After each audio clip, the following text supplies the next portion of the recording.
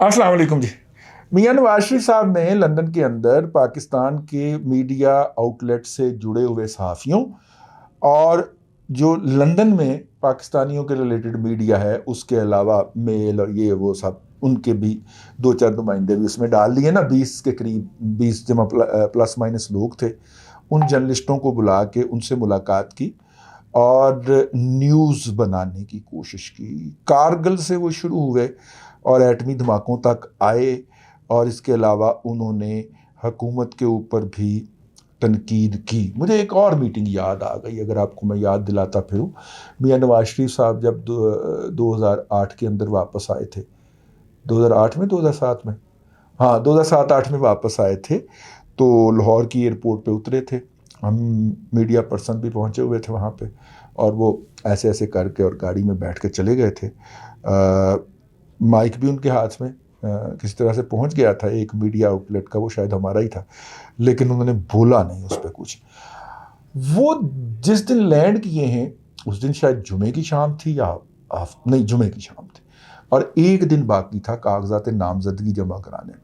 और मेरे जैसे पोले लोग जो हैं, लोले लोग जो हैं, वो ये तवक्को कर रहे थे कि मियां नवाज शरीफ साहब जो हैं वो कागजात नामजदगी जमा करवाएंगे, लेकिन कागजात नामजदगी सिर्फ शहबाज शरीफ साहब के जमा हुए थे, मियां नवाज शरीफ साहब के जमा नहीं हुए थे।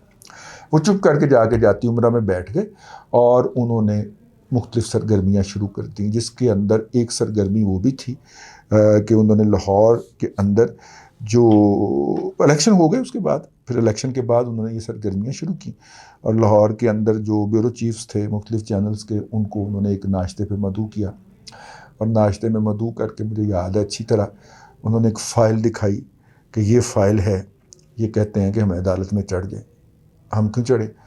वो किसी आला अफसर को कोई प्लॉट्स की अलाटमेंट और फ़रोख्त की बात थी, तो वो काजी हुसैन अहमद फिर लेके अदालत में चले गए थे, और अदालत ने उसके ऊपर मोहर लगा दी थी। ठीक है, आओ समझा करो।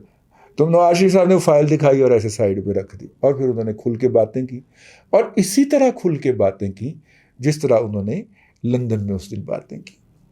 हमें उनकी बातों पे कोई इतराज़ नहीं है, उनकी बातों में से जो है 99% सच बातें हैं, और वो ठीक कहते हैं, और जिस तरह वो मामलात को देखते हैं मैं भी उसी तरह देखता हूँ। जिस तरह उन्होंने तो अब कहा है ना, हम तो पिछले 10 साल से बल्कि 15 साल से कह रहे हैं कि जनाब फंस गए, कारगिल के लिए मिन्नतें तरले करके भिजवाया, और जैसे ही वो अमेरिका में लैंड किया पीछे शोर मचा देता कि कारगिल वेचन चला गया।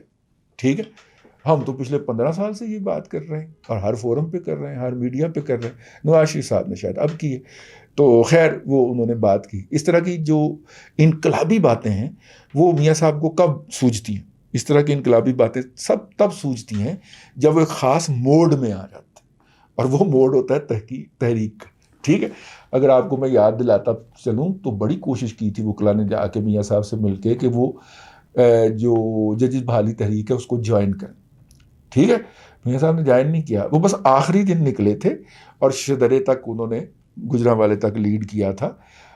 दरमियान में PMLN नेड़े नहीं लगी, दरमियान में तो माहौल बनाई रखा जमात इस्लामी ने और वकला ने और इस तरह की दूसरी तंजीमों ने मिलके, लेकिन जब तहरीक बनने लगने लगी तो उसने आगे फ्रंट से लीड किया, और इमरान खान को बाय द वे जीरो कर गए। इमरान खान भी उस वक्त वकला बहाली तहरीक के अंदर लगा हुआ था, अगर आपको याद हो तो मियाँ साहब जो होते हैं वो फिर उस मोड में जब आते हैं तो फिर वो देखते हैं कि चांस कौन सा है ज़रब लगाने का।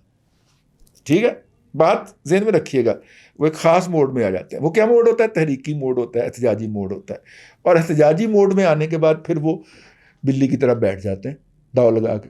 ठीक है, और जैसे ही उन्हें मौका मिलता है और फिर वो मतलब कि लगाते हैं एक लोहार वाली, 100 सुनार वाली, एक लोहार वाली लगाते हैं और पूरी गेम को अपने हाथ में कर लेते हैं। आप वकला बहाली तहरीक में देखें ना, क्रेडिट तो सारा नवाज शरीफ साहब को गया था, और एतजाज हसन को क्या गुस्सा है? अच्छा जी, वो जो था उन्होंने वो मूव की। अब भी मुझे लगता है इस वक्त लम्हा मौजूद में वो उस तरफ चले गए, वो उसी फेज में आ गए। आप कहेंगे कि क्या मैं बात कहाँ की कहाँ से जोड़ रहा हूँ? भाईजान आपको एहसास नहीं है? हुकूमत जो है वो साफियों को खुली धमकियां लगा रही है। وہ جو بددیانت آدمی ہے نا، جھوٹا شخص ہے جس کا وہ جو سگریٹیں کے اوپر ٹیکس چرا کے ان کا ایجنٹ ہے، سگریٹ پہ ٹیکس چوری کرنے والوں کا چماٹ اور ایجنٹ ہے، جس کو آج کل وہ کیسر کہتے ہیں، قومی اسمبلی کا اسپیکر کی نام ہے ہوتا پورا، اس کو ہم کہتے ہیں نا، وہ 3 محرابیں رکھ کے جھوٹ بک رہا تھا صحافیوں کے سامنے کھڑا ہو کے کہ جی آپ کی کنسنٹ سے ہم نے یہ جاری کیا تھا۔ پارلیمنٹ رپورٹر ایسوسیشن پٹن رہی ہے کیا؟ ہمیں کسی نے پوچھا ہی نہیں ہے، اور اس کا صدر اور سیکرٹری آتھرائز ہوتے ہیں، وہ سرکار نے اپنی طرف سے وہ جو جاری کر دیے، اور جان بوجھ کے ان پارلیمانی رپورٹرز کو جاری نہیں کیے، وہ ریگولرلی جو آتے ہیں۔ بات یہاں تک بھی ختم نہیں ہوئی، وہ کیسر کہتا ہے کہ جرنلسٹوں کی آپس میں لڑائی ہو جانی تھی۔ اس کا مطلب ہے کہ یہ جرنلسٹوں پہ حملہ کرنے کا بھی جو زندیق لوگ ہیں یہ ارادہ رکھتے ہیں، یہ دھمکی ہے نا۔ اور جس طرح جنرل اعجاز امان نے دھمکی لگائی تھی کہ میرے پاس اتنے کمانڈو آئے اور انہوں نے کہا کہ ہم فلاں فلاں کو اڑا دیتے ہیں، یہ کیا ہوتا ہے؟ وہ میں نے عرض کیا تھا نا آپ کو کہ جب محلے کے اندر پنچایت بیٹھتی ہے تو وہاں پہ ایک پونکا ہوتا ہے، وہ کہتا ہے لو اتھے تے خون دیاں ندیاں بہ جانیاں سن، وہ تو سانوں ماں جی دا منہ مار گیا، ٹھیک ہے۔ یہ بیسیکلی ایک ہیتورو ہوتا ہے۔ ہیتورو کیا ہوتا ہے؟ وہ جو سرخ پکڑ کے بل فائٹنگ نہیں کرتا، بل فائٹر، تو وہ اس کو اچکانے کے لیے کہتا ہے ہیتورو ہیتورو، تو یہ ہیتورو ہوتا ہے، یہ انسٹیگیشن ہوتی ہے، یہ دھمکی ہوتی ہے، سیدھی سباؤ دھمکی ہوتی ہے۔ اعجاز امان نے دھمکی لگائی نام لے کے ان لوگوں کو کہ تمہارے ساتھ یہ بھی ہو سکتا ہے۔ سیم کیس یہ جو کیسر ہے، مجھے اس کا پورا نام ہی نہیں آتا یار، اتنا بدبخت آدمی ہے، اتنی کوشش کرتا ہوں پروگرام سے پہلے اس کا نام یاد کر لوں، لیکن اس بدبخت کا نام بھی یاد نہیں آتا۔ یہ اتنا بدبخت آدمی ہے، یہ افغانستان کی پارلیمنٹ کے سپیکر سے بے عزت ہو کے واپس آ گیا تھا، اتنا بدبخت آدمی ہے۔ حرام کے پیسے کا امپیکٹ ہوتا ہے نا اس کے علاقے کے اندر، وہ ایک بہت بڑا ٹائکون ہے جو جعلی سگریٹوں کا کنگ سمجھا جاتا ہے، وہ اس کا الیکشن فنانس کر دیتا ہے اور اس کو ٹکڑ ڈال دیتا ہے، اس کو ٹکڑا ڈال دیتا ہے، تو یہ اسی کے اوپر ہی نا اس کے مفادات کے تحفظ کے لیے قومی اسمبلی کے اندر سرگرم ہوتا ہے۔ جتنی سہولتیں جو ہے وہ ملی ہیں ٹوبیکو انڈسٹری کو، اور خاص طور پہ ناجائز سگریٹ بنانے والوں کو، ایک تو وہ فلپ مورسن نے بھی تو جا کے 5 کروڑ کا دیا تھا نا چیک شوکت خانم کو، 5 کروڑ کا کہ 5 ملین کا، 50 لاکھ کا دیا تھا، تو اس کے بعد پھر وہ سگریٹ انڈسٹری کو بھی ریلیف مل گیا تھا۔ تو سگریٹ انڈسٹری پٹتی رہی کہ یہ ناجائز سگریٹ بنانے والوں کو تو بند کریں، انہوں نے ان کو بھی ریلیف دے دی۔ یہ ترکئی شرکئی نام کے جو وزراء ہیں یہ سارے سگریٹ والے، آؤ ٹھیک ہے۔ تو وہ جناب یہ ان کا چماٹ ہے، ان کا ایجنٹ کہہ لیں، ان کے مفادات کے تحفظ کرنے کے لیے قومی اسمبلی کے اندر یہ کوئی ایسی قانون سازی پاس ہونے دیتا۔ وہ اسد کیسر نے غلطی سے کر دی تھی کہ پر کے جی کے اوپر اتنا ٹیکس لگے گا اور اس کا فائدہ فارمر کو ہوگا، اور ہم وہیں سے کاؤنٹ کر لیں گے کہ کتنا تمباکو آیا ہے، تو اس سے پتہ چل جائے گا اتنے سگریٹ بنے ہوں گے۔ تو اس نے فوراً ریورس کروایا تھا، یہ جو ہے بیٹھ کے اس نے اسد کیسر نے بیٹھ کے فوراً ریورس کروایا تھا وہ، کیونکہ پھڑے جاتے تھے نا جائز والے بھی اور ناجائز والے بھی، اس پہ جائز اور ناجائز والے دونوں اکٹھے ہو گئے۔ وہ پھر چلیں خیر، یہ تو بات کہیں اور سے اور نکل گئی۔ وہ کہتا کہ جرنلسٹوں کے ساتھ کی لڑائی ہو جانی تھی، یعنی کہ یہ بھی جنرل اعجاز امان کی طرح دھمکی لگا رہا ہے صحافیوں کو کہ تمہیں ہم اندر واڑ کے پھینٹیں گے بھی۔ خیر یہ تو ایک بات کسی اور طرف نکل گئی۔ میاں نواز شریف صاحب اس موڈ میں آ گئے، اچھا صحافی احتجاج پہ، 17,000 سرکاری ملازم احتجاج، اس 17,000 میں سے 7,000 بھی آ گئے تو جلسہ تو بن گیا نا۔ وکلا احتجاج پہ ہیں، اور وکلا اتنے احتجاج میں ہیں کہ چیف جسٹس آف پاکستان کے بارے میں جو زبان استعمال کر رہے ہیں میں تو دہرانے کی ضرورت نہیں کر سکتا، ٹھیک ہے، وہ احتجاج پہ ہیں۔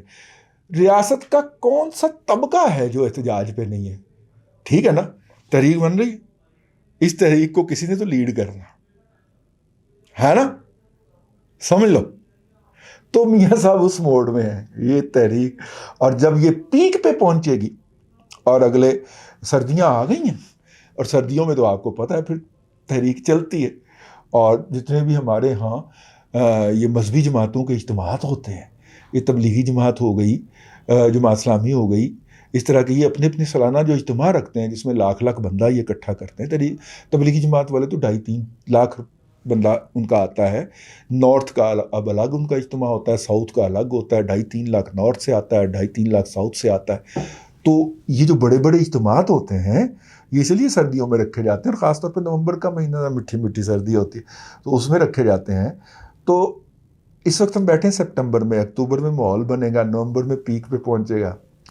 تو اب سمجھ آئیے میاں نواز شریف صاحب نے جو خبر چھڑوائی ہے کہ میں واپس آ رہا ہوں، اور اگر مجھے اس پہ بھی آنا پڑا، اور اس میں اس خبر میں انہوں نے اپنا پیدا کرنے کے لیے، امپیکٹ پیدا کرنے کے لیے، کہ اگر مجھے اسٹریچر پہ بھی آنا پڑا تو میں آؤں گا، وہ دیکھ لیں اس کو، ٹھیک ہے؟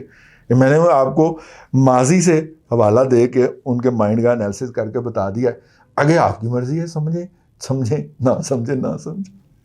آج کے لیے اتنا ہی، کل پھر نئے اگلے ویلاگ میں آپ سے ملاقات ہوتی ہے۔ اللہ آپ کو آسانیاں عطا کرے اور آسانیاں خلق خدا میں تقسیم کرنے کی توفیق عطا کرے۔